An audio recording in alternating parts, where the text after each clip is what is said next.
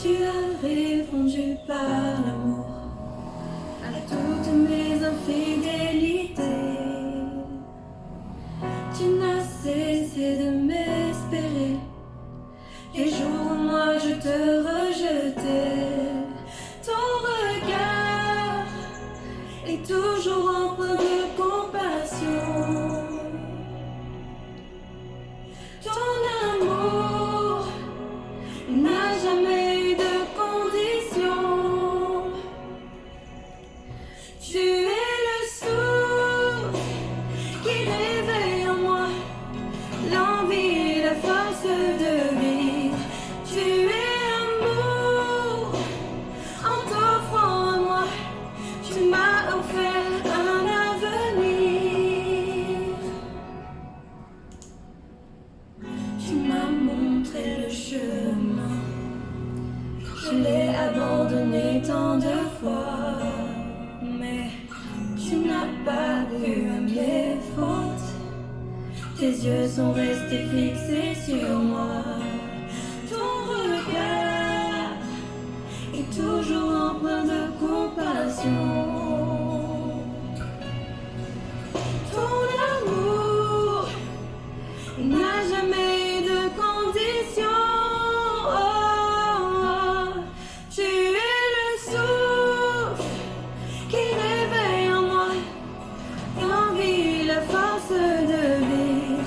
Tu es amour, en t'offrant à moi, tu m'as offert un avenir. Oh, oh, oh, oh, oh. Je ne suis rien sans ton amour. Ton amour est sans pareil. Je veux t'aimer en retour et à jamais. Ton amour est éternel. Je veux t'aimer en retour et à jamais. Oh, oh, tu es le souffle qui réveille en moi l'envie, la force de vivre. Tu es amour, en t'offrant à moi, tu m'as offert un avenir. Tu es le souffle qui réveille en moi l'envie, la force de vivre. Tu es amour, en t'offrant à moi, tu m'as offert un avenir. C'est les 40 jours de prière ensemble, alors que j'ai fait une vidéo précédemment pour expliquer le concept des 40 jours de prière. J'ai expliqué comment on était bénéficiaire quand on veut bien passer 40 jours dans la présence de Dieu. Lui laisser le contrôle total de nos vies, que ce soit physique, que ce soit spirituel, que ce soit émotionnel, mental, tous les aspects de nos vies, nous lui soumettons tout et nous le voyons à l'œuvre. Beaucoup de personnes ont fait des expériences, j'en ai fait moi-même. Et si jamais vous n'avez pas eu l'occasion, vous pouvez retourner vers cette vidéo. Ou sinon, vous commencez simplement ces 40 jours de prière avec moi. Pendant ces 40 jours de prière, il faut le faire à chaque fois. Il ne faut pas se relâcher. Prier, écouter la méditation du jour. Vous pouvez commenter, vous pouvez mettre vos sujets de prière. Et on aura un petit moment de louange quelquefois. Et toutes ces choses sont dans le but de nous rapprocher de Dieu et nous permettre de bien commencer l'année avec le Seigneur. Nous allons commencer par un mot de prière. Seigneur Dieu, tu connais toi-même ceux qui nous écoutent en ce moment, qui veulent commencer cette année avec toi, qui veulent vivre une expérience bénie, te soumettre leur vie entièrement, être rempli du Saint-Esprit, connaître un réveil spirituel. Seigneur, je suis ta servante, je te prie que tes paroles soient sur mes lèvres. Purifie-moi avec le charbon ardent. Permets, Seigneur, que je puisse être ton porte-parole. Te demandons toutes ces grâces dans le nom de Jésus. Amen. Aujourd'hui est le premier jour et tu as choisi de commencer cette expérience avec moi. Et je te promets que si jamais tu tiens ferme, si tu continues, tu persévères, tu verras comment Dieu te bénit, comment Dieu transforme ta vie spirituelle et aussi tous les aspects de ton existence. Aujourd'hui, le titre c'est « Un peuple qui vit des expériences bénies ». Un peuple qui vit des expériences bénies. Durant sa vie, un chrétien vit 3 choses importantes. Premièrement, une nouvelle naissance. Deuxièmement, entretenir cette nouvelle vie par notre relation avec le Saint-Esprit. Et dernièrement, la justification par la foi en Jésus. Aujourd'hui, nous allons nous attarder sur la nouvelle naissance. Qu'est-ce que c'est que cette nouvelle naissance que la Bible nous parle? Nous allons lire ensemble dans Jean 1 au verset 12 à 13 qui dit « Mais à tous ceux qui l'ont reçu, à ceux qui croient en son nom, elle a donné le pouvoir de devenir enfants de Dieu, lesquels sont nés, non du sang, ni de la volonté de la chair, ni de la volonté de l'homme, mais de Dieu. » C'est simple. Nous sommes nés du sein de notre mère. Nous avons nos parents terrestres. Une nouvelle naissance signifie un renouvellement. Une nouvelle naissance, mais pas de la chair, pas de la volonté de l'homme, mais de Dieu.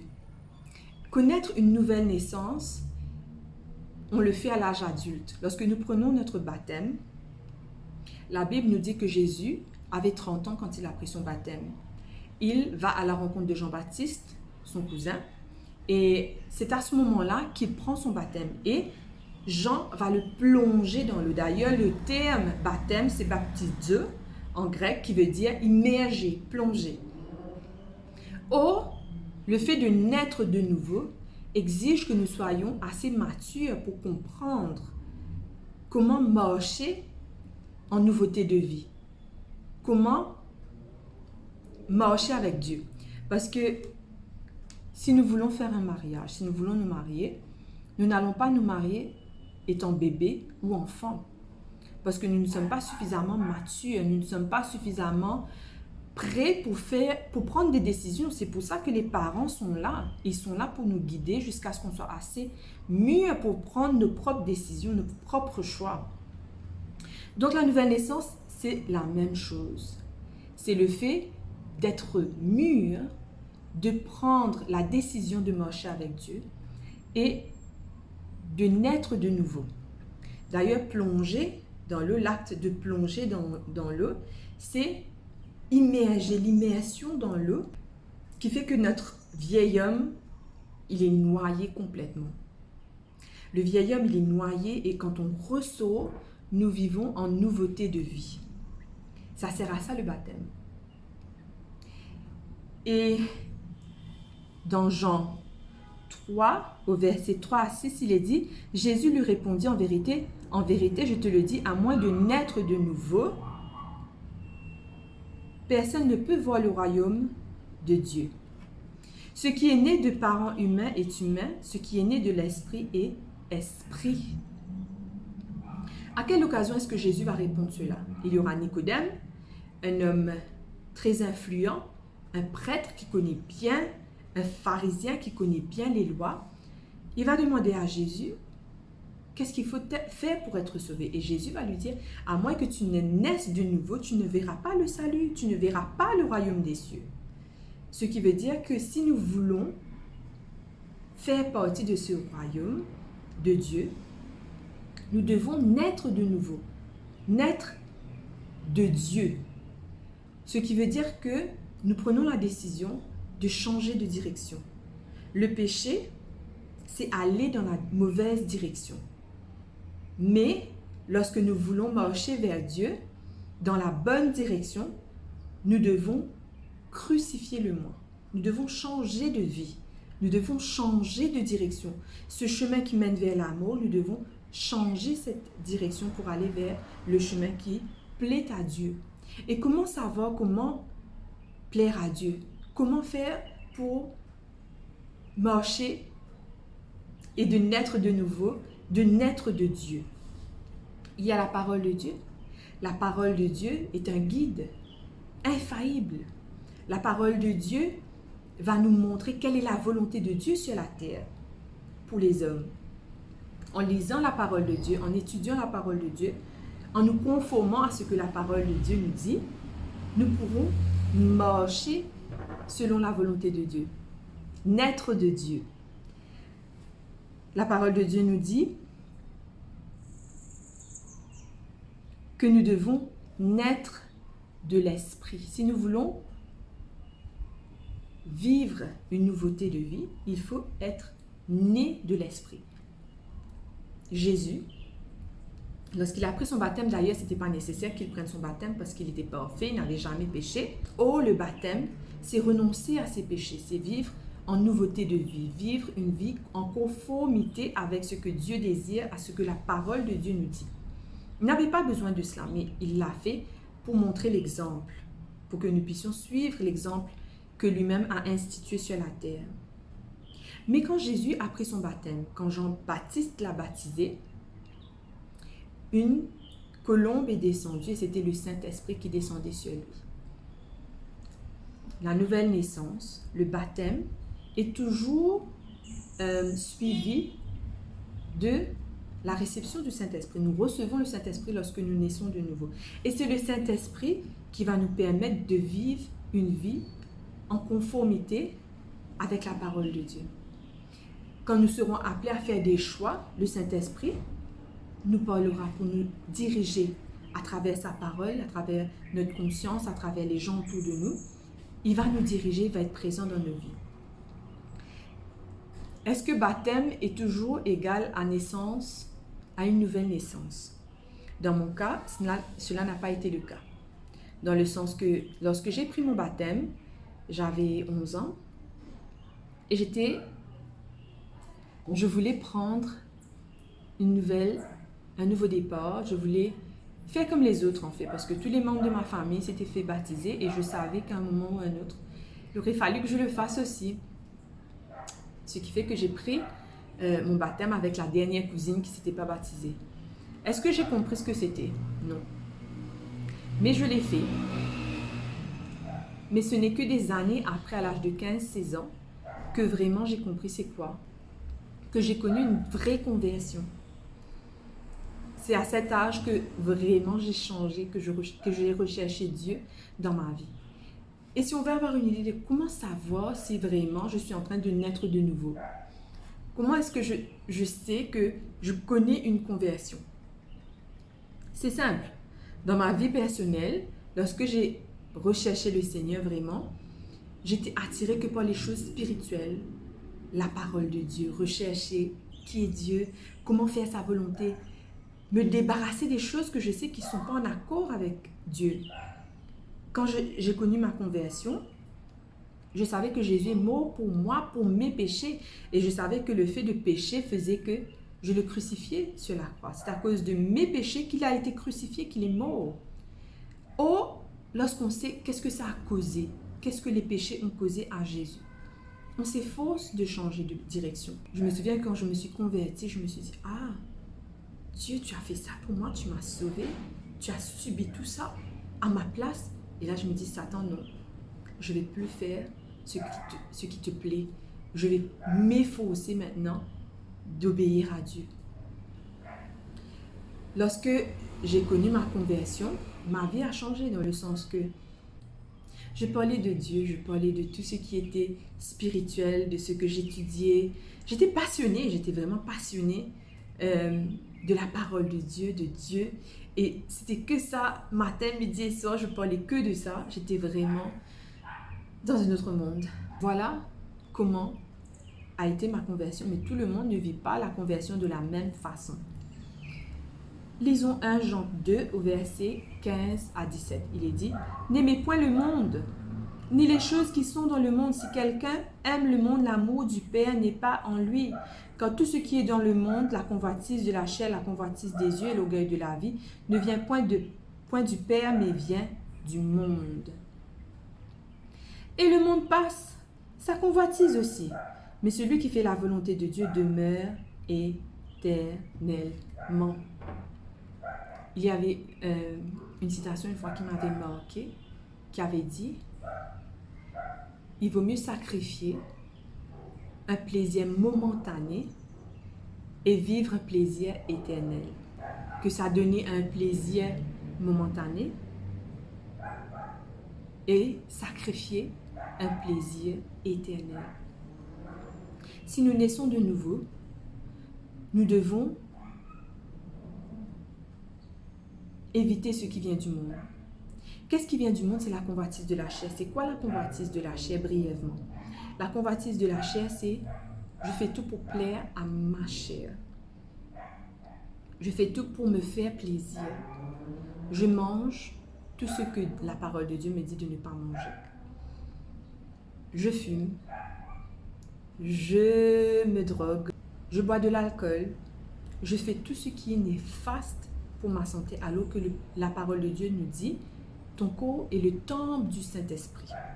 Et nous, qu'est-ce qu'on fait? On est en train de détruire le temple du Saint-Esprit. La Bible nous dit, tu ne tueras pas. C'est un commandement. Mais quand on est en train de faire plaisir à sa chair, en faisant fi de ce que la parole de Dieu nous dit, nous sommes dans le monde. Nous aimons ce qui est dans le monde. Alors que la parole de Dieu, que Dieu nous dit de fuir l'adultère, de ne pas avoir de rapport avant le mariage, quand on fait ces choses, on ne résiste pas à la convoitise de la chair, on est du monde.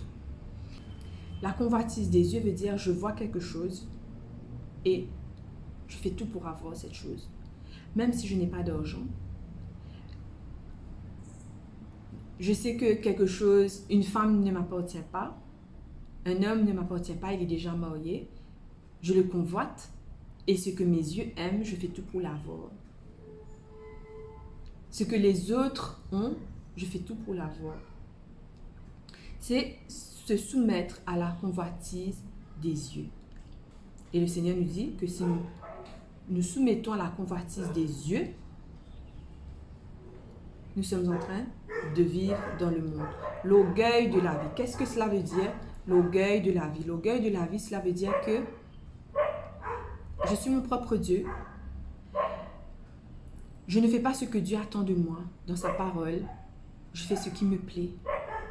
Je désobéis au commandement de Dieu. L'orgueil de la vie, c'est le fait de me croire supérieur aux autres. Je suis plus beau, je suis plus talentueux, je suis plus intelligent, je suis plus athlétique, je suis plus musclé, je suis plus intelligente. Toutes ces choses où nous nous sentons être supérieurs que les autres, c'est mondain. Ça vient du monde. Et Dieu nous met en garde contre ces trois choses qui résument tous les péchés du monde. Et Dieu nous demande de ne pas aimer les choses du monde, de ne pas aimer le monde. Dans Ézéchiel 36, versets 25 à 27, il est dit « Je répandrai sur vous une eau pure, afin que vous deveniez purs. Je vous purifierai de toutes vos souillures et de toutes vos idoles. Je vous donnerai un cœur nouveau et je mettrai en vous un esprit nouveau. J'enlèverai de votre être votre cœur de pierre et je vous donnerai un cœur de chair. Je mettrai en vous mon propre esprit et je ferai de vous des gens qui vivent selon mes lois et qui obéissent à mes commandements pour les appliquer. » Vous avez remarqué quelque chose dans ce que je viens de lire? J'enlèverai, je mettrai, je ferai, je donnerai. C'est le Seigneur qui nous transforme. Par nous-mêmes, mes amis, nous ne pouvons pas changer. Par nous-mêmes, nous ne pouvons pas nous purifier, nous ne pouvons pas faire le bien et arrêter de nous adonner à ces trois choses que je vous ai dites. Dieu veut vous changer. C'est lui qui le fera si jamais nous nous abandonnons à lui. Si par la prière nous soumettons notre vie à Dieu, nous disons à Dieu, Dieu, je ne veux plus vivre dans le péché, je ne veux plus vivre dans le monde. Je veux faire ta volonté, je veux changer. Change-moi, je te donne tout. Change mon cœur, donne-moi ton esprit. Aide-moi à obéir à tes lois. purifie-moi de mes souillures. Et que dit la Bible? 1 Jean 1, verset 9. Si nous confessons nos péchés, il est fidèle et juste pour nous les pardonner et pour nous purifier de toute iniquité. Si nous confessons nos péchés, cela veut dire quoi, confesser nos péchés? Cela veut tout simplement dire, Dieu, voici mon péché. Je vole, je mens, je suis orgueilleux, je convoite la femme de mon prochain, je convoite le mari de mon prochain, je commets l'adultère, je fais des choses. Tout ce que nous faisons comme péché, nous pouvons le dire à Dieu parce qu'il nous connaît. Il connaît nos péchés. Nous nous embêtons nous-mêmes si nous ne lui disons pas. Nous pouvons lui dire tel quel.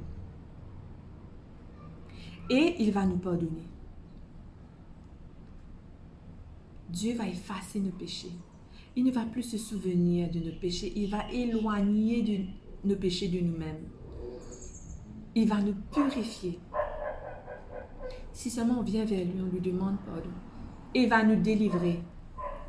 Il va enlever la dépression, la culpabilité, ce trou, ce vide qu'il y a dans nos vies à cause que nous essayons de combler avec ces choses. Dieu va nous combler. Il va remplacer ce vide que nous essayons de combler à chaque instant. Il va mettre en nous la foi, la joie, la paix. Mais il faut confesser nos péchés. Et quelle sera la finalité de tout ça? Dans 1 Jean 5, versets 11 à 13.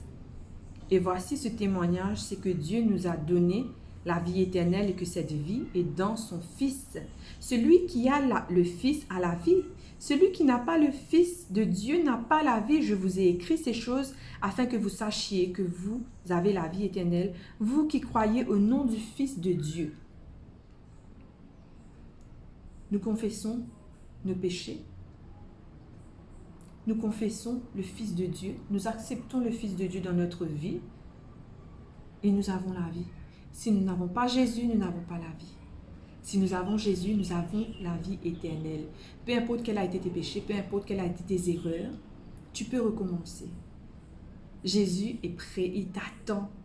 Il n'attend que ça, que tu viennes vers lui pour te pardonner, pour te délivrer de tous tes péchés et pour te donner la vie éternelle.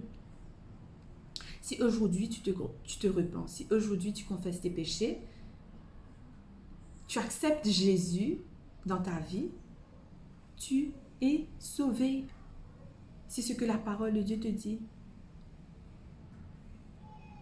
Et ça te donne l'assurance du salut. Si tel est ton désir, je désire prier pour toi. Tu n'as jamais accepté Jésus dans ta vie et que c'est la première fois que tu veux vraiment le faire, que tu regardes ta vie et que tu as tellement essayé de trouver le bonheur, que tu as tellement essayé de combler les vides, la souffrance, les blessures, par toutes sortes de choses qui t'ont laissé encore plus vide, dépressif, anxieux. Accepte Jésus et vois comment il va transformer ta vie. Prions ensemble. Mon Père céleste, j'accepte Jésus comme Sauveur et Seigneur. Je te prie de pardonner mes péchés, de me purifier de tout mal. J'accepte ta promesse de vie éternelle. Je te rends grâce parce que tu me pardonnes et que par Jésus, tu m'offres la vie éternelle. Au nom de Jésus, Amen. Si jamais tu as déjà connu une naissance, tu es né de nouveau, tu as accepté Jésus, mais tu t'es éloigné de lui. Prions ensemble. Mon Père céleste, je voudrais de nouveau accepter Jésus comme Sauveur et Seigneur. Je te prie de pardonner mes péchés, de me purifier de tout mal. J'accepte ta promesse de vie éternelle. Sois loué pour ton pardon et pour la certitude de pouvoir passer l'éternité avec toi. Au nom de Jésus. Amen.